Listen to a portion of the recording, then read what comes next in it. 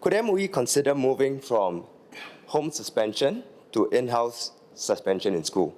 Reason being why, because suspension during my time was painful because you don't get to interact with your friends, and even if you go to the arcade, you have to be at 6:30. But parents do highlight to me that with the access of mobile phones today, a home suspension just means that at home they can play Mobile Legends.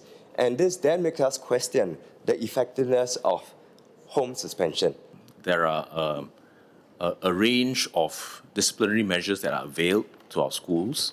They apply it based on the circumstances and based on the children concerned.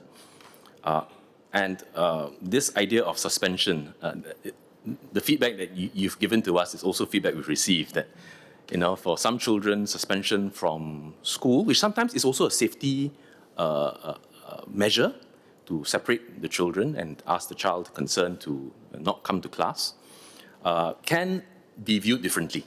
For some children, they feel that this is a consequence, right, that they learn from. For some others, it might not quite have the intended effect because they see it through a different lens, and they wouldn't mind being away from school and at home. And worse, if there is little or no supervision at home, if parents are busy at work. And therefore, our schools also do what we call in-school suspension, where you're away from the class, but you do your learning or do some other community work or service in the school as a disciplinary measure for the actions. The member raised two other suggestions. I view them as suggestions and ideas.